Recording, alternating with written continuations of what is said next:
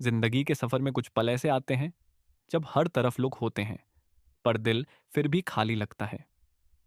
भीड़ के शोर में भी एक तरह सा सन्नाटा छाया रहता है।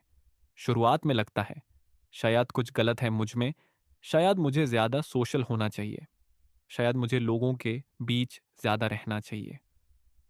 पर धीरे धीरे समझ आता है ये अकेलापन कोई कमी नहीं, ये तो एक दावत है खुद से मिलने की। एल्बर्ट आइंस्टाइन ने कहा था, I live in that solitude which is painful in youth but delicious in the years of maturity. अकेले रहना पहले दाढ़ देता है, लेकिन एक वक्त के बाद वही दाढ़ सुकून में बदल जाता है। इंसान जब सबसे ज्यादा लोगों के बीच होता है, तब वो खुद को सबसे कम समझ पाता है। हर किसी की एक्सपेक्टेशंस, हर किसी की ओपिनियन एक ऐसी दीवार बन जाती है जिसके पीछे तेरा असली रूप छुप जाता है। अकेले रहकर वो दीवार धीरे धीरे गिरने लगती है, और तब तू समझता है मैं वाकई कैसा इंसान हूं, किस चीज में मुझे चैन मिलता है और किस चीज में नहीं।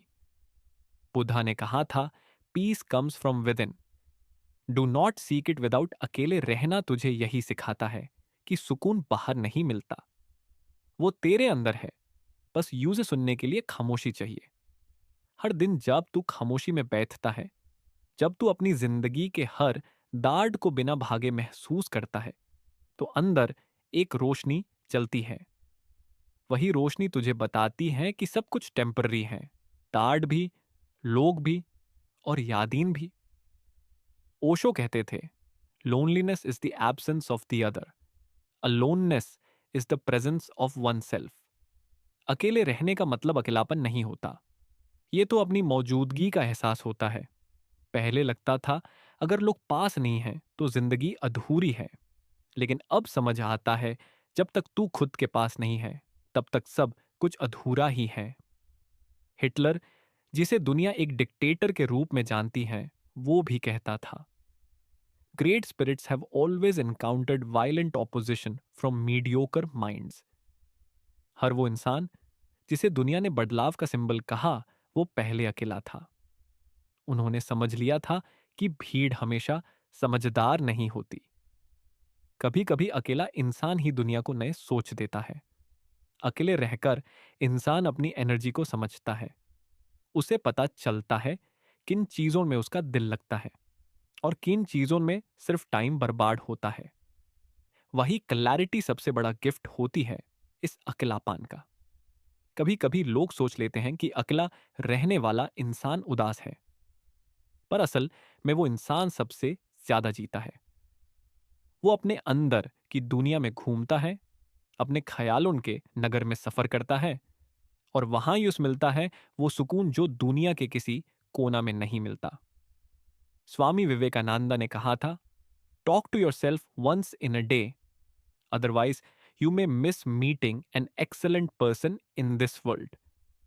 जब तू खुद से बात करता है, तो तू अपना सबसे अच्छा दोस्त बन जाता है।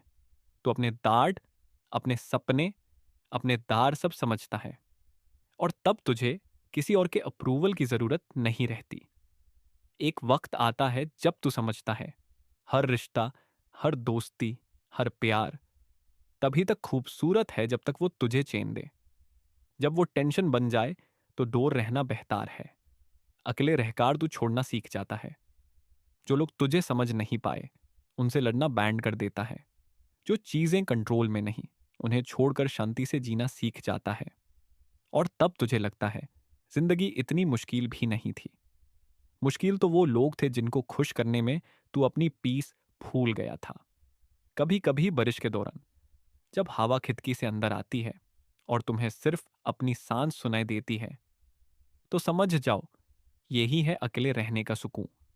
ना कोई शोर, ना कोई कंपटीशन, सिर्फ तू और तेरा ख्याल। आखिर में जिंदगी का सबसे बड़ा सुकून तब मिलता है जब तू समझता है कि हर जवाब बाहर नहीं मिलता। कुछ सवाल ऐसे होते हैं जिन्हें सिर्फ तेरी खामोशी समझ सकती है। अकेले रहने का सुकून एक सफर है, अंदर जाने का, समझने का, और खुद से प्यार करने का। और जब तू ये सफर पूरा कर लेता है, तो तुझे किसी लोगों, किसी जगह, किसी चीज से फर्क नहीं पड़ता, क्योंकि तू जानता है जहां तू खुद के साथ खुश है वही तेरी दुनिया है।